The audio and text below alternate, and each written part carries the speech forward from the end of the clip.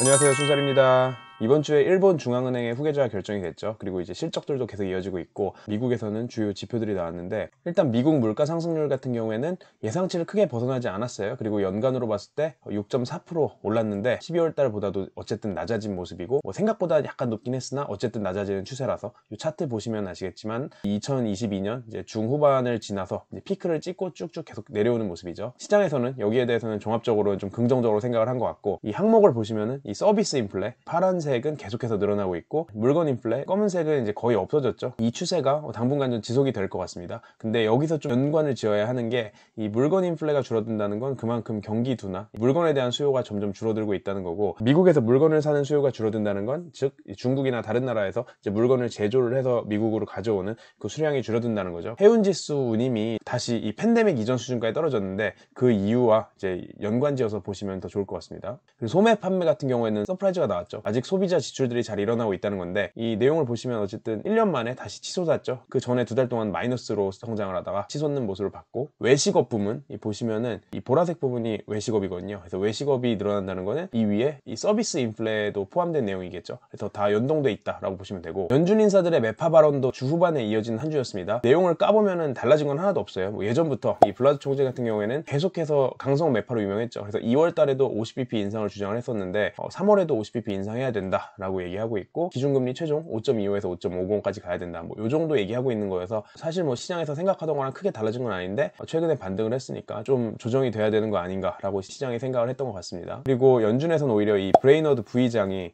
이 연준 이사를 관두고 바이든 정권의 국가경제위원회로 들어간다, 이 계획이 전해지면서 오히려 시장에서는 좀 걱정을 하죠. 왜냐면 이 사람이 바이든이 꽂아놓은 비둘기 인물이었는데 요거를 이제 그만두고 백악관으로 나온다고 하니까, 연준에서는 이 비둘기의 의견을 더 내줄 사람이 한 명이 줄어들게 되니까 이 금리 인상이 조금 더 적극적으로 되는 거 아니냐, 그럼 증시에는 안 좋은 거 아니냐, 이런 우려들이 좀 있었고요. 그리고 전기차 전환 관련해서는 유럽에서는 2035년부터는 이제 내연기관차를 아예 팔 수가 없습니다. 그래서 신차 판매가 금지가 확정이 됐고, 2030년까지 탄소 배출량을 줄인다 이런 얘기들은 있었는데, 2035년부터 이제 완전 금지고, 그래서 전기차 하이브리드차 이 비중을 보시면은 전 세계 신차 판매 기준으로 13% 정도가 이 전기차 하이브리드라 그래요. 10년 동안 앞으로 빨리 올라와야 되는 수준이고, 유럽에서는 이 비율이 이미 20% 이상이라고 합니다. 그래서 유럽은 굉장히 빠르게 이동을 하고 있는 모습이고, 일본 중앙은행 총재 후임자가 내정이 됐죠. 우에다 가즈오라고, 저번 주까지만 해도 아예 거론이 안 되다가 갑자기 저번 주말쯤부터 거론이 되기 시작하고, 이번 주에 확실히 내정이 되는 모습을 보이는데, 예전에 90년대랑 2000년대 초중반에 일본 중앙은행 이사 역할을 했었던, 그게 이제 오래된 인물인데, 최근에는 앞으로 나서진 않았지만 일본 중앙은행 내에서 인지도가 굉장히 높다고 하고, MIT 경제학과 박사 출신이라 그러죠. 그래서 미국의 이제 버냉키랑 이제 다 같은 그 수화 동문, 같은 시기에 공부를 했는지 모르지만 어쨌든 그 계열이라고 하고, 시장에서는 이제는 조금이라도 더 매파로 돌아서는 거 아니냐, 이제 무제한 양적 완화를 좀 줄이는 거 아니냐라는 시장의 기대감이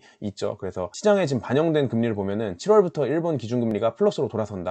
현재 마이너스 0.1%죠. YCC, 이 장기국채를 계속해서 일본 중앙은행이 돈 풀어서 매입해서 금리를 찍어 누르는, 이게 지금 0.5% 넘어가면 무조건 찍어 누르는 형태인데, 이게 폐지되지 않을까라는 기대감이 시장에 퍼졌죠. 이 우에다 총재가 실제로 어떻게 할지는 아직 모릅니다. 왜냐면 이제 과거의 경력상, 그리고 최근에 인터뷰 나와서도 현재 일본 양적 완화 정책을 지지한다 이런 식으로 얘기를 했던 이력이 있어서, 실제로 이 엔화 약세가 멈추게 될지는 지켜봐야 되는 상황이고요. 환율 얘기들을 좀 더 해보면, 아시아 환율 중에서는 인도네시아 루피아가 올해 특히 강세고, 홍콩달러는 약세예요. 캐리 트레이드라는 거랑 연관이 돼 있는데, 좀 익숙한 단어일 수도 있는데, 쉽게 말해서 싼 데서, 이 금리가 싼 데서 돈을 빌려서 이제 비싼 데 가서 투자하는 행위죠. 그래서 예를 들어서 이 홍콩 달러 같은 경우에는 금리가 굉장히 낮습니다, 아직도. 그래서 여기서 돈을 빌려가지고 딴 나라 국채를 산다던가 하면은 이자 차이만큼 돈을 벌 수 있겠죠. 물론 여기서 이제 환율 리스크에 노출이 되기 때문에 환위험을 해지를 하고 등등을 하고 나면은 지금 눈에 딱 보이는 금리 차이보다는 숫자가 좀 달라지긴 할 텐데, 어쨌든 시장에서는 달러, 유로, 엔화 같은 이 거리의 통화들을 팔고 이제 그 돈으로 인도네시아 루피아를 사서 인도네시아 국채를 사면은 금리가 차익을 볼 수 있다, 그런 식으로 캐리 트레이드를 하다 보니까 루피아 수요가 올라가면서 루피아 환율이 강세를 띠고 있죠. 빨간 선이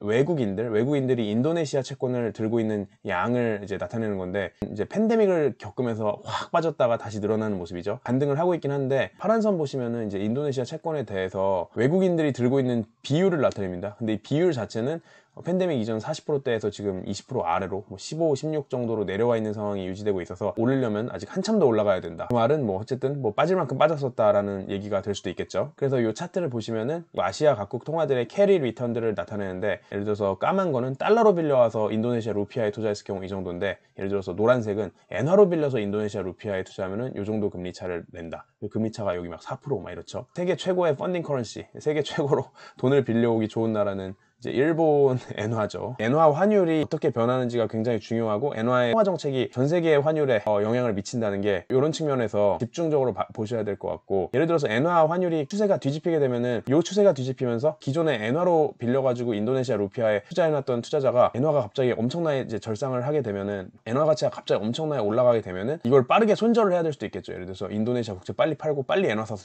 되갚아야지, 안 그러면 손해 볼 수 있으니까. 그래서 그런 식으로 자금들이 다 맞물려서 크게 이동을 할 수도 있는 중요한 상황에 있다라고 보시면 될 것 같고, 중국 같은 경우에는 미국이랑 좋았다 안 좋았다 지금 서로 이제 긴장감이 있는 줄다리기 상태죠. 이 정찰풍선 관련해서 서로 이제 블레임하고 있는 상황이고, 그러면서 중국은 어쨌든 이 로킷 마틴이나 레이티온 같은 회사에 대해서 대만에 너네 무기 팔고 있으니까 우리는 너네 제재하겠다라고 선언을 한 상황이고, 중국 내수를 보시면은 이제 바이두라는 회사가 최근에 챗 GPT의 이제 중국판 버전이다, 에르니라는 서비스를 준비하고 있다라고 하면서 엄청나게 인기를 끌고 있죠. 그것뿐만이 아니라 바이두 같은 경우에는 미국의 여타 빅테크 회사들이 그렇듯이 헬스케어 산업을 확장을 하고 있습니다. 그래서 상하이에 있는 CRO 업체를 인수를 해서 인공지능과 의료가 결합된 이런 모델을 만들어 보겠다라고 시도를 하고 있고, 그래서 이 중국 시장에서는 이 키워드들이 계속해서 인기예요. 이 제너레이티브 AI, 이건 전 세계적 인기고, 동수서사는 이제 중국 특화된 키워드죠. 중국 동쪽에 잘 사는 동네에서 생성된 데이터를 중국 서쪽에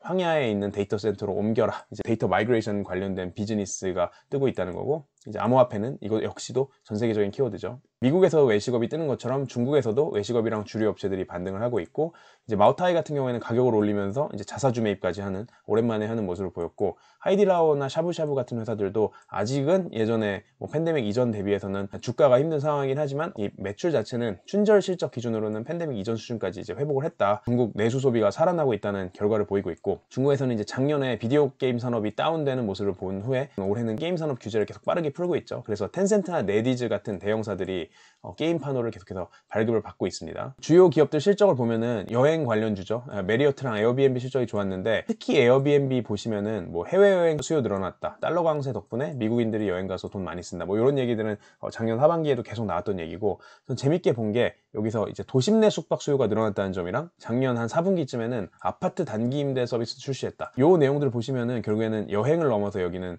거주까지 확장을 하려는 시장 파이 자체를 이 삶과 관련된 전반적인 모든 공간으로 늘리려는 이런 모습을 보이고 있어서 좀 재밌는 시도라고 생각을 하고요. 코카콜라 같은 경우에는 지난주에 펩시 실적 나온 거랑 똑같이 가격 올려서 매출 늘었는데 판매량 자체는 그것 때문에 좀 줄었다. 전반적으로는 매출이 는 상황이다. 정확히 똑같은 모습을 확인을 했고, 품목별로는 모두 예상할 수 있듯이 다들 요새 제로 슈가만 마시죠. 그래서 제로 슈가 안 마시는 분들이 있을 수도 있으니까 저는 제로 슈가만 마십니다. 원래 제로만 먹던 사람이라. 제로 슈가나 커피 판매량은 늘었고, 유제품이나 주스 판매는 안 좋은, 이거는 팬데믹 이전에도 계속해서 장기적인 트렌드였죠. 로블록스 같은 경우에는 실적이 생각보다 좋았어요. 메타버스 키워드로 한창 떴다가 다시 확 죽었었는데, 리오프닝에도 불구하고 계속해서 좀 버텨주는 모습을 보이면서 로블록스는 다시 좀 주가가 빨리 오르는 모습을 보였고, 쇼피파이는 작년까지 연휴 시즌 실적 좋아서 4분기엔 괜찮았는데 올해는 힘들다. 질로우 같은 경우에는 사실 작년에 정말 너무 안 좋았던 한 해였는데, 홈 플리핑 비즈니스, 집을 사들여가지고 빨리 레노베이션해서 되파는, 결국에는 제가 이 집을 사서 들고 있는 기간 동안에 가격 상승 하락 이 리스크를 모두 떠안는 very much capital intensive한 비즈니스죠. 그 비즈니스를 하면서 고금리 상황에서 집값 빠지는 거를 다 때려 맞아야 되기 때문에 굉장히 안 좋은 비즈니스였는데, 요거를 그냥 포기를 했죠. 회사 스케일업 하려면 이런 비즈니스를 더 해야지 이제 할 수 있는 거 맞긴 한데, 지금 우리들이 할 수 있는 상황은 아니다. 그래서 이거 아예 던져버리고 그냥 주거용 부동산 슈퍼앱, 우리 가볍게 모바일 앱으로 계속 가자 라는 식으로 전략 바꾸고 실적이 예상외로 좋게 나왔습니다. 도어대시 같은 경우에는 음식 배달 수요가 생각보다 여전히 잘 버텨주고 있다라고 확인을 했고, 반도체 회사들은 아날로그 디바이스 같은 경우에는 여전히 실적이 좋았어요. 이게 다른 메모리 반도체 이런 데랑 달리 산업용 주문이 탄탄한, 사실 기계가 만들어져서 팔리려면 아날로그 신호를 디지털 신호로 바꾸는 반도체들이 필요한데, 각종 가젯들이 늘어나면서 주문들이 여전히 좀 탄탄한 것 같고, 그리고 워렌 버핏이 이번 주에 공시한 내용 중에 4분기에 TSMC 지분 거의 다 팔았다, 86% 정도를 그냥 털어버렸다라고 하는데, TSMC 진입한 지 사실 얼마 안 됐는데 바로 다시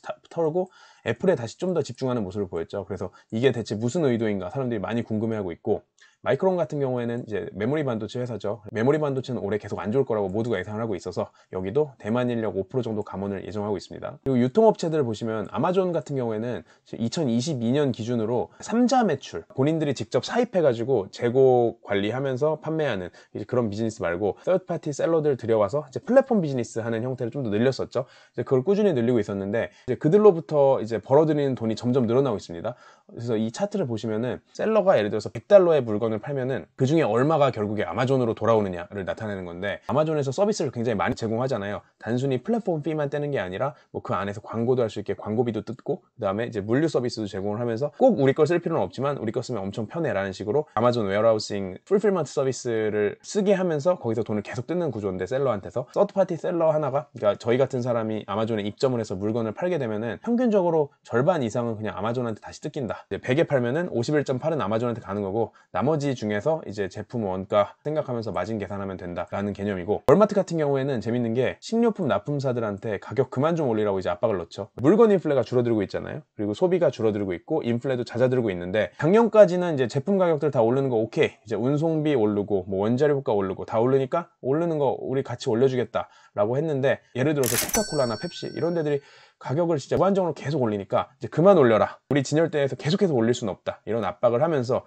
동시에는 이제 자체 PB 상품을 더 싸게 내놓고 팔고 있죠. 이제 이마트에서 피코코 계속 밀어주고 노브랜드 밀어주는 것처럼 이제 월마트도 자체 PB를 같이 밀고 있는 상황이고, 어떻게 보면 월마트 입장에서는 되게 꿀인 상황인 것 같아요. 그래서 이 틈에 더 치고 들어가가지고 이제 아예 단순 유통업체가 아니라 자체 브랜드를 더 많이 가져가서 더 마진을 많이 가져가는 모델로 확장할 수 있는 타이밍인 것 같고, 테슬라 같은 경우에는 대규모 리콜 소식이 있었죠. 자율주행 관련해서. 그래서 이게 악재였는데, 그 전날에는 또 테슬라 공장에 이 자율주행 관련해서, 오토파일럿 관련해서 데이터 라벨링하는 이 직원들이 테슬라 사상 첫 노조를 만들겠다고 선언을 했었어요. 이제 그러고 나서 바로 이제 사람들을 12명인가 잘랐죠. 그래서 거기에 대해서 시위도 벌어지고 있고, 그런 식으로 테슬라는 이번 주에는 좀 안 좋은 얘기들만 많이 나왔던 것 같고, 그러면서 일론 머스크가 또 운영 중인 트위터 같은 경우에는 일단 연말까지는 본인이 CEO하고 그때까지는 후임자를 찾아보겠다라고 얘기를 한 상황이긴 하죠. 다음 CEO는 이 도지코인의 도지다라는 식으로 트위터 올리면서 이런 장난질 하면서 도지코인 가격도 계속 출렁이고 있죠. 그리고 이제 대마 광고 같은 경우에 한국에서는 아직 상상을 할 수 없지만 미국에서는 트위터에서는 이제 대마 광고 우리 플랫폼에서 해도 된다라고 풀어줬습니다. 대마법화는 계속 진행되는 추세고, 하나 또 웃긴 소식이 FTX에 투자했던 벤처 캐피탈들 있잖아요. 그 벤처 캐피탈들이 FTX 유저들한테 소송을 당했습니다. 그래서 FTX 유저들 같은 경우에는 FTX가 망하면서 거기에 맡겨둔 돈을 다 날려먹었잖아요, 지금. 그래서 굉장히 열이 받은 상황인데, 보니까 이 벤처 캐피탈들이 여기다가 각자 수천억씩 투자를 해놓고 FTX 되게 리짓한 회사다, FTX가 굉장히 뭐 신뢰도 있는 회사다라고 홍보를 되게 열심히 해줬다, 그래서 니네도 결국엔 책임이 있다, 이거 되게 허위 광고 조직범죄다라고까지 주장을 하면서 공소장을 제출을 했다고 하는데, VC들 입장에서도 사실 이들도 몇천억씩 다 털렸죠. 물론 자기 돈 아닐 거예요. 물론 자기 돈이 조금 섞인 대부분은 LP 돈, 그들의 투자자들의 돈이긴 할 텐데, 어쨌든 돈도 잃고 대중들 대상으로 이미지도 안 좋아지고 이중고를 겪고 있는 것 같고요. 한국에서는 이 SM 엔터테인먼트 인수전이 계속 진행 중이죠. 그래서 하이브가 아직은 앞서 나가고 있는데, 이 공개 매수하기로 했던 이 주당 12만원 가격을 이미 시장에서 넘어가 버려서 이 계획에 차질이 생길 수도 있을 것 같습니다. 근데 동시에 카카오에서 오버페이 하면서 자기들이 사들일 생각까지는 없다라고 하면서 카카오에서는 아직 약간 간을 보고 있는 모습을 보이고, 이 보톡스 균주를 둘러싼 전쟁도 끝났죠. 이제 1심이 끝났는데 메디톡스랑 대웅제약의 전쟁인데, 이 메디톡스가 주장을 한 거죠. 대웅제약이 우리 보톡스 균 그냥 카피해서 썼다라고 이제 주장을 하는 거고, 결국에 우리나라 법원은 그걸 인정을 해줬어요. 그래서 대웅제약이 앞으로 한국에서는 이걸 못 팔게 될 것 같은데, 대웅제약 입장에서는 완전 크리티컬하진 않은 게 최근에 계속해서 이제 해외 수출을 늘려왔습니다. 근데 해외 수출을 늘린 이유가 메디톡스랑 대웅제약이 보톡스를 수출하는 이볼루스라는 회사랑은 합의가 이미 2년 전에 끝났어요. 그래서 합의가 끝나서 미국에서 우리들이 파는 거는 건드리지 말아다오라고 합의가 돼서 대웅제약이 내수 비즈니스는 못하더라도 이제 해외 비즈니스는 계속 할 수 있어서, 물론 매출이 많이 줄긴 하겠지만 이 부분은 계속 운영이 될 것 같다라는 거고, 오아시스 같은 경우에는 결국에 상장 포기했죠. 여기도 시장 수요 예측 마지막 단계까지 진행을 했는데 결국에는 수요가 제대로 안 모이면서 시장에서 반응이 좀 싸늘해서 결국 올해 아직까지 뭐 대여가 상장하는 거는 한 번도 보지를 못했고요. 다음 주 같은 경우에는 뭐 계속해서 실적이 이어지죠. 그래서 이제 소매 회사들 월마트, 홈디포, TJX 뭐 이런 회사들 실적이 나오면서 미국 PCE 물가 금요일 날 나오는데 이제 요 지표들이 가장 중요한 지표일 것 같습니다. 그러면 이번 한 주도 고생하셨고 저희는 다음 주에 또 다른 재밌는 순살로 돌아오겠습니다. 안녕! 안녕!